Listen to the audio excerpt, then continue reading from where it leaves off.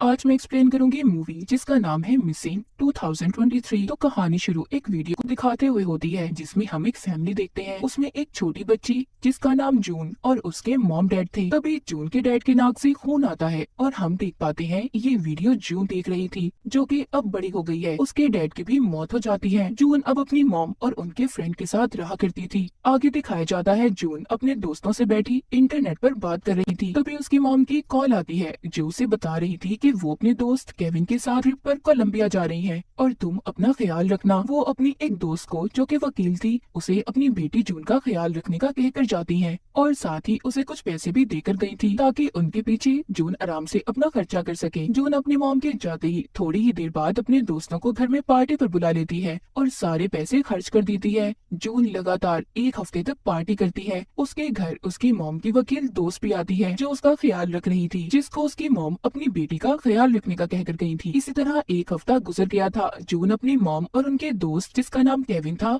उन्हें एयरपोर्ट पर लेने जाती है, मगर काफी ज्यादा इंतजार करने के बाद जब केविन और उसकी मॉम नहीं आती तो जून अब थोड़ा डरने लगी थी। वो घर आकर अपनी मॉम और केविन को कॉल भी करती है मगर कोई भी फोन नहीं उठाता। अब जून कोलंबिया के उस होटल से राब्ता करती है जहाँ पर उसकी मॉम और केविन रुके थे, जहाँ से उसे ये पता चला था कि वो अपना सामान लिए बगैर ही वहाँ से चले गए। अब जून होटल वालों को ये मैसेज करती है कि आप प्लीज होटल के बाहर लगे कैमरास को देख सकते हैं, जिस बात पर होटल वाले उसे जवाब देते हैं कि इसके लिए आपको यहाँ पर आना होगा और वो भी 48 घंटों के अंदर अंदर। घबराई हुई जून ये सारी बातें अपनी मॉम की वकील दोस्त को बताती है, जिसके बाद वो कोलंबिया की एम्बेसी में जून की मॉम की लापता होने की रिपोर्ट लिखवाती है। जिसके कुछ दिन बाद जून को कोलंबिया के पुलिस इंस्पेक्टर की कॉल आई थी जो पूछते हैं तुम्हारी मॉम ने क्या तुम्हें कहीं और जाने का बताया था। पर जून को ऐसा कुछ भी उसकी मॉम ने नहीं बताया था और न ही वो इस बारे में कुछ जानती थी। जून अब इंटरनेट से ही कोलंबिया के टूरिस्ट की वीडियो देखती है। जो लोग ट्रिप पर गए थे उनकी वीडियोस को देखती है। वो सोचती है कि शायद इसे इसकी मॉम का कुछ पता चल जाए, मगर उसे वहाँ से भी कुछ नहीं पता चलता। वो समझ गई थी कि इस मामले में पुलिस उसकी कोई मदद नहीं कर सकती, इसीलिए अब वो खुद ही इस केस के बारे में छानबीन करने का सोचती है। सबसे पहला काम वो कोलंबिया के एक खुफिया एजेंट को $8 में खरीद लेती है। पहले तो वो एजेंट उसका काम करने से मना कर देता है, पर जब वो उसे उसके बेटे की याद दिलवाती है जो कभी किसी बात को मना नहीं करता था तो वो एजेंट मान गया था। अब जून उससे कहती है कि तुम्हें उस होटल में जाकर वहाँ की रिकॉर्डिंग वीडियोस को लाना होगा जिस होटल में इसकी मॉम रुकी थी। वो एजेंट कहता है कि तुम अपनी मॉम और केविन के जीमेल अकाउंट को क्यों नहीं चेक करती, क्या पता तुम्हें वहाँ से कुछ इन्फॉर्मेशन मिल जाए। अब जून जब अपनी मॉम के जीमेल को खोलती है तो वो नहीं खुल रही थी और केविन की भी जीमेल उससे नहीं खुलती। तभी जून के घर उसकी दोस्त आती है। ये दोनों मिलकर किसी तरह केविन की जीमेल आईडी को खोल लेती है जिसमें इन्हें पहली तस्वीर एक लड़की की मिली थी और जब ये थोड़ा और चेक करती है तो केविन ने अपनी आईडी में बहुत सी लड़कियों को ब्लॉक किया हुआ था, यानी कि वो उससे दोबारा कोई राब्ता न कर सके। और अजीब बात ये थी कि सभी लड़कियां उससे पैसे मांग रही थी। जून लड़कियों के मैसेज देखकर समझ गई थी कि केविन एक धोखेबाज आदमी है और हो सकता है उसकी मॉम को भी इसी ने किडनैप यानी अगवा किया हो। जिसके बाद खुफिया एजेंट भी दोबारा से जून से राब्ता करता है जो उसे बताता है कि उसे होटल से कोई वीडियो नहीं मिली, पर हाँ पता चला है तुम्हारी मॉम और केविन 19 तारीख को चले गए थे। जिसके बाद जून अब ये सारी बातें कोलंबिया की पुलिस को बताती है और उसे ये सारी इन्फॉर्मेशन जानकारी का इस्तेमाल करने का कहती है। तो पुलिस इंस्पेक्टर उसे केविन के बारे में बताते हैं कि वो 2 साल पहले जेल से आया था और साथ ही वो केविन की जीमेल भी उन्हें देने वाली थी, पर रुक जाती है क्योंकि इस काम से जून को भी जेल हो सकती थी। ये काम इलीगल था, यानी कि जैसे आपको पता है किसी के अकाउंट को हैक करना और उसका गलत इस्तेमाल या फिर किसी की इजाजत के बगैर उसकी सोशल मीडिया का इस्तेमाल करना, ये साइबर क्राइम है जिससे आपको जेल भी हो सकती है। तो इसीलिए जून ने भी ऐसा नहीं किया था, मगर अब किसी भी तरह उसे अपनी मॉम को ढूंढना था। जून को केविन की एक खुफिया जगह का भी पता चला था जो शहर से दूर सुनसान जगह पर थी। उस जगह से उसे एक आदमी के बारे में भी पता चलता है। जब जून उसे कॉल करती है तो उस आदमी से उसे ये पता चला था कि केविन उसका दोस्त है और वो जेल में ही दोस्त बने थे।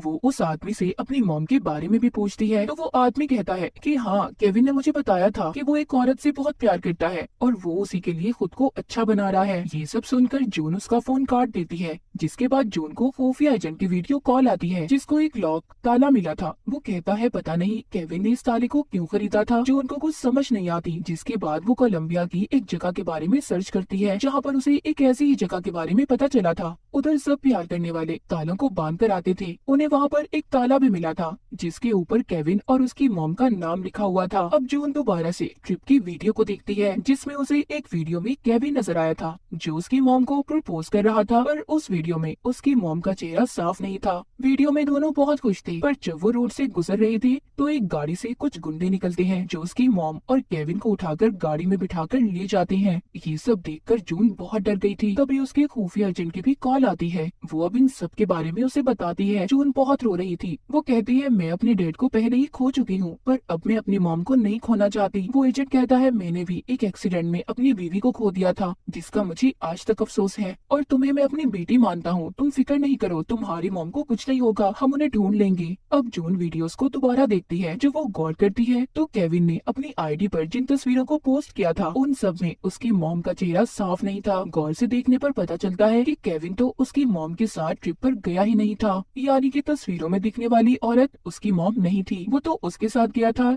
जिसकी तस्वीर जून ने केविन की मेल पर देखी थी। अब पुलिस को भी ये बात पता चल गई थी कि जून की मॉम घर और एयरपोर्ट के दरमियान से गायब हुई है और वो अगवा करने की वीडियो भी शायद नकली है। पुलिस उस लड़की तक पहुंच गई थी जिसकी वीडियो केविन के साथ थी। पुलिस ने उसे प्लेन से गिरफ्तार किया था, मगर जब वो अपना बयान देती है जिसे पुलिस भी सुनकर हैरान हो गई थी। वो लड़की कहती है कि मैं एक एक्ट्रेस हूँ, मुझे केविन नाम के आदमी ने कहा था कि वो एक शो बना रहा है जिसमें मुझे सिर्फ अपने लाइफस्टाइल को दिखाना है। वो ये भी बताती है कि जब केविन ने मुझे उस किडनैपिंग वाले सीन के बारे में बताया तो मुझे ये बातें बहुत अजीब लगी थी, जिसके बाद मैं वहाँ से आ गई। उस एक्ट्रेस की बातों से पुलिस को भी पता चल गया था कि उसकी सारी बातें सच हैं। अब यहाँ पर कहानी का रुख बदलने वाला था। पुलिस वाले जून को बताते हैं कि तुम्हारी मॉम एक अजीब खातून है, उन्होंने कुछ वक्त पहले अपनी आईडी को कोर्ट से बदलवा लिया था और अब उनका नया नाम क्या है, वो कहाँ पर है, कोई भी नहीं जानता। सब बातें सुनकर जून भी अब परेशान हो गई थी। वो एक बार फिर केविन के अकाउंट को चेक करती है जहाँ पर उसे एक मैसेज एप्लीकेशन के बारे में पता चला था। वहाँ पर उसे केविन का मैसेज मिला था जिसमें वो कह रहा था कि जून की मॉम को शायद सब कुछ पता चल गया है। अब जिस नंबर पर केविन ने मैसेज भेजा था वो जब उस नंबर को सेव करने लगती है तो हैरान हो जाती है, क्योंकि वो नंबर तो उसकी मॉम की वकील दोस्त का था जिसको जून की मॉम इसका ख्याल रखने का भी कहकर गई थी। जून को थोड़ी थोड़ी बातें समझ आने लगी थी। वो अपनी दोस्त की दी हुई घड़ी पहनकर मॉम की वकील दोस्त के घर जाती है। वहाँ जाकर उसे अपनी मॉम की दोस्त की लाश मिली थी, मतलब उसका किसी ने खून कर दिया था। कोई चाहता ही नहीं था कि जून अपनी मॉम तक पहुँच पाए। उसकी मॉम का केस एक बार फिर फंस चुका था। पुलिस इंस्पेक्टर जून से कहते हैं कि तुम्हारे पहुंचने से कुछ देर पहले ही तुम्हारी मॉम की दोस्त को किसी ने मार दिया। छानबीन करने पर उन्हें पता चलता है कि जून की मॉम की दोस्त केविन के साथ नहीं मिली हुई थी, बल्कि केविन उल्टा उन्हें ब्लैकमेल कर रहा था। पुलिस इंस्पेक्टर उससे कहते हैं कि जून अब तुम्हारी जान को भी खतरा हो सकता है, तुम नहीं जानती तुम्हारी मॉम की दोस्त को किसने मारा, केविन ने या फिर किसी और ने। फिलहाल हमारे पास कोई सबूत नहीं है, तुम्हें अपना ख्याल रखना होगा। इसके बाद हमें दिखाया जाता है कि किसी ने जून के लैपटॉप को हैक कर लिया है, यानी कि अपने कंट्रोल में, और वो इंसान जो भी था वो शुरू से ही उसके लैपटॉप से जून पर नजर रख रहा था, जिसका मतलब केविन अकेला नहीं था, उसका साथ कोई और भी दे रहा था या फिर कोई उससे ये सारे काम करवा रहा था। अब किसी न किसी तरह बहुत ज्यादा कोशिश के बाद जून ने अपनी मॉम के जीमेल को खोल लिया था, जिसमें उसे पहला मैसेज ये मिलता है, ग्रेस मैंने तुम्हें ढूंढ ही लिया। ग्रेस यानी कि जून की मॉम का नाम था। शायद ये उसी इंसान का मैसेज था जिसके लिए या फिर जिसके साथ केविन मिलकर काम कर रहा था। जून को केविन के बारे में ये भी पता चलता है कि कुछ वक्त पहले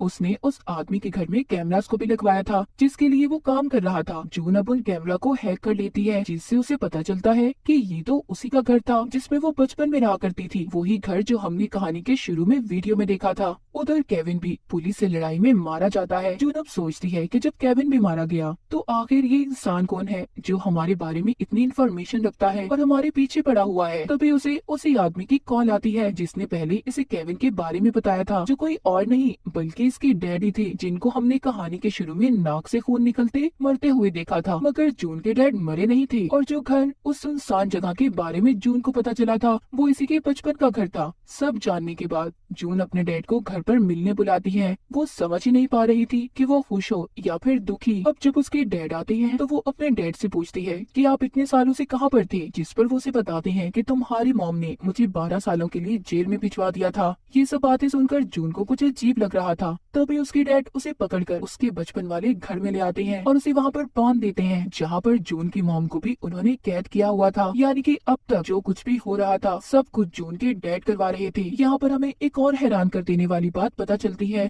जून के डैड एक बहुत ही गलत इंसान और बहुत बुरे हस्बैंड थे। वो जून की मॉम को मारते और उनसे गलत काम करने का कहते थे। इन सब चीजों से तंग आकर जून की मॉम ने उसके डैड के खिलाफ पुलिस में रिपोर्ट दर्ज करवा दी, जिस वजह से उसे 12 साल की सजा हुई। जून की मॉम ने अपनी दोस्त की मदद से, जो एक वकील थी, उनसे अपनी आईडी, नाम और जून के डैड की मौत के नकली कागजात को भी बनवा लिया था, ताकि उसका हस्बैंड उसे कभी न ढूंढ पाए और वो एक अच्छी जिंदगी गुजार सके। पर उसके हस्बैंड ने उसे ढूंढ लिया। केविन उसे जेल में मिला था। वो दोनों अच्छे दोस्त बन गए। मतलब सारा प्लान जून के डैड का था। अब वो जून की मॉम से अपना बदला लेना चाहते थे, इसीलिए वो उसकी मॉम से कहते हैं कि मैं तुम्हें अब मार दूंगा। इससे पहले उन्हें किसी की लाश को दफनाने जाना था। जब जून के डैड वहाँ से चले गए थे तो इसी बीच वो अपने हाथों की रस्सी को वहाँ पर पड़े कांच के टुकड़े से काट लेती है और अपनी मॉम को भी छुड़वा लेती है। जून ने अभी भी अपने हाथ में अपनी दोस्त की दी हुई स्मार्ट वॉच घड़ी पहनी हुई थी। वो उसकी मदद से अपने एजेंट को कॉल करती है और अपनी लोकेशन को ट्रेस करने का कहती है। इतनी ही देर में उसकी डैड वहाँ पर आ गई थी, जो उसकी मॉम पर गोली चला देते हैं, जिससे वो जख्मी हो गई थी। यहाँ पर वो ये भी देखते हैं कि जून ने अपने हाथों की रस्सियों को खोल लिया है, इसीलिए वो उसे दोबारा बांध देते हैं। तभी जून की मॉम वहाँ पर पड़े कांच के टुकड़े को उठाकर जून के डैड के गले में मार देती है, जिससे अब उनकी मौत हो गई थी। पर जून की मॉम की हालत बहुत खराब थी। तभी उसकी नजर वहाँ पर लगी हुई स्क्रीन पर पड़ती है, जो उसकी लैपटॉप की स्क्रीन से कनेक्ट जुड़ी हुई थी और लैपटॉप के पास जून का मोबाइल पड़ा था। अब वो स्क्रीन की मदद से अपने फोन को वॉइस मैसेज के जरिए चलाती है और उसको हेल्पलाइन पर कॉल करने का कहती है, जिसके बाद पुलिस ने भी वहाँ पर पहुंचकर उसे और उसकी मॉम को बचा लिया था। जून ने सब्र और समझदारी और इंटरनेट, सोशल मीडिया की दुनिया का सही से इस्तेमाल करके खुद और अपनी मॉम को बचा लिया था। अब हमें कुछ वक्त बाद का सीन दिखाया जाता है। जून की मॉम, जो कि अब बिल्कुल ठीक हो गई थी, उसकी अब अपनी मॉम से अच्छी बनने लगी थी। जून समझ जाती है कि उसकी मॉम ने उसके लिए क्या कुछ किया और इसी के साथ ये कहानी यहीं पर खत्म हो जाती है।